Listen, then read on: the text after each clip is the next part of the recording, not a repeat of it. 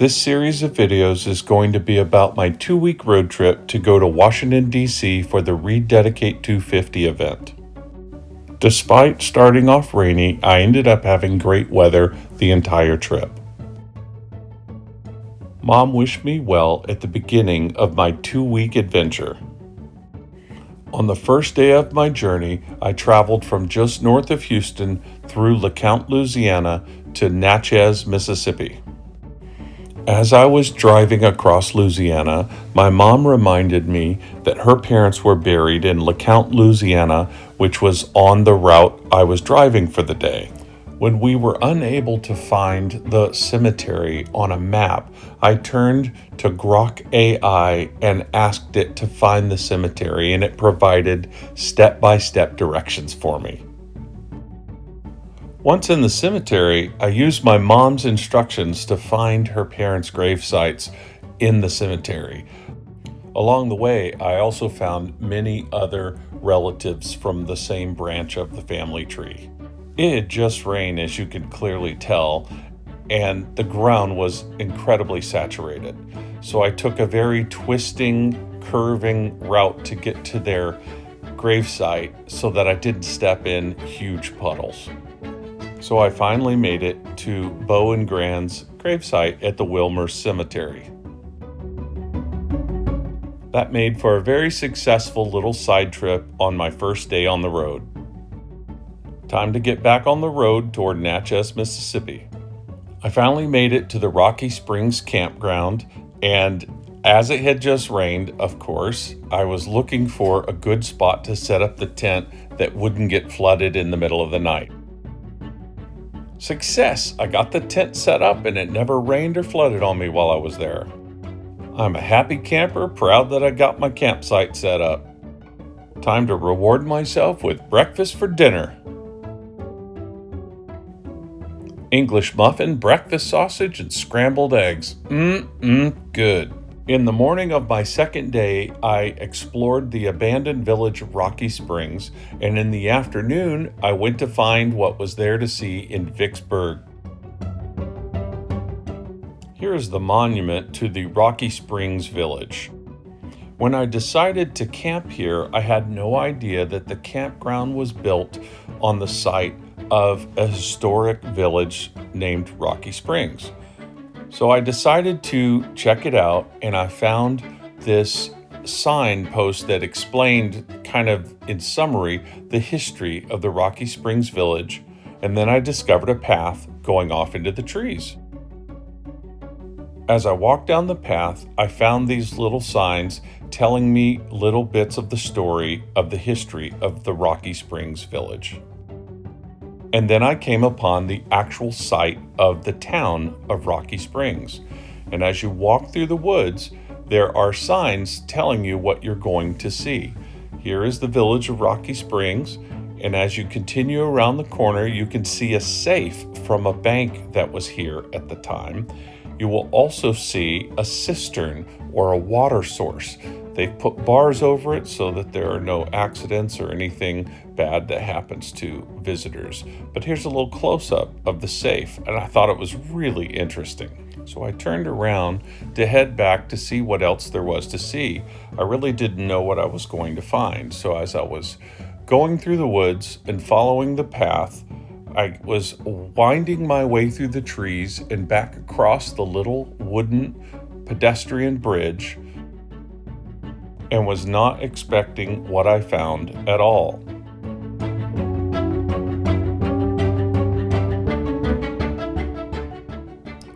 I came out into a mowed area that was maintained, and there was even a road to drive on, and a historical sign talking about what happened at one point in its history. Then as I turned back around to head back, I saw that there was a church up on a hill. So I thought I'd come and investigate it, and I discovered that this is a historic church that still has people come here routinely to worship.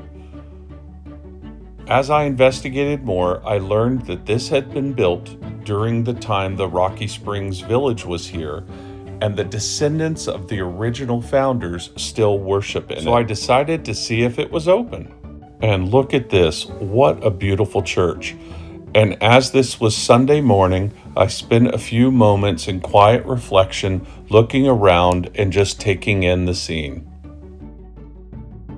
After visiting the church, I headed north on the Natchez Trace Parkway to go to Vicksburg for the afternoon, and I discovered a historical sign that talked about the Lower Choctaw Boundary, which is a historical geographical boundary that has been around for hundreds of years.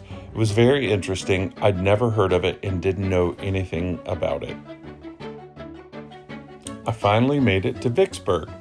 I really didn't know anything about this city, and so I just drove into the historic downtown and kind of went past a couple of sites that I had been told about by my friend Wayland.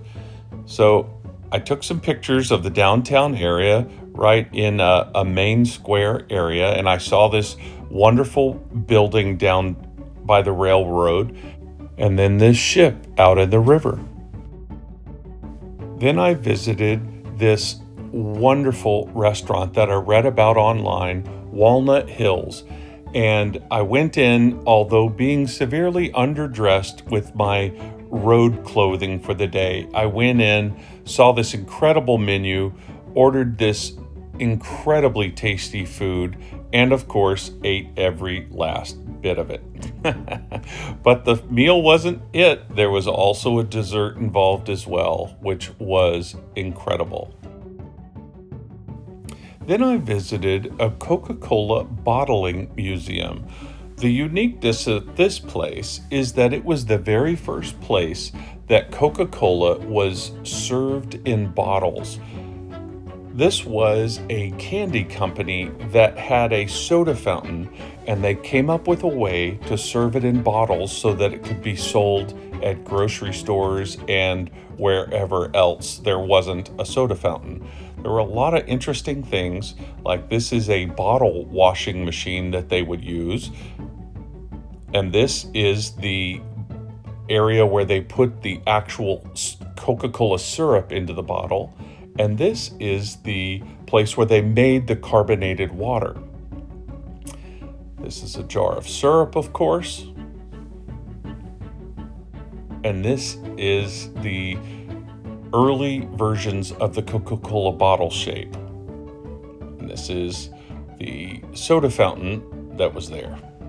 The last thing I did in Vicksburg was visit the National Military Park, where the famous or infamous Battle of Vicksburg happened in the Civil War. And this is a huge place, and if you have any interest in military history, you will want to spend plenty of time here. In fact, maybe even more than one full day. You can drive through it within an hour, but you are just blasting through it past all of the history. I identified a few places that I was interested in, and I enjoyed that. Then it was time to head back to the campground, make some dinner, and then go to bed, get up early the next morning, and get back onto the road so I can get to my next stop for my journey. On day 3, I would be continuing north on the Natchez Trace and would end up at the Meriwether Campground. But first, to start my day with some strong percolated coffee. Campsite's all packed up, and I'm ready to go. I made a quick little stop to learn a bit about the journey of Hernando de Soto through this area.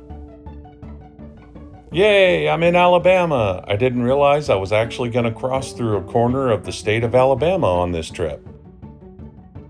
Unfortunately, I met an Alabama state trooper. Thankfully, he was merciful toward me because I was on vacation and let me go with a warning. I made it to Tennessee.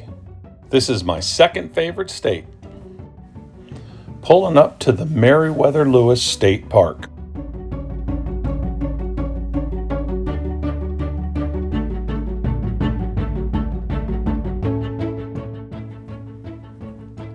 So now that I'm in the campground, I need to find a spot in this first come, first serve campground. I quickly discovered that this campground was named after Meriwether Lewis because it is where he died.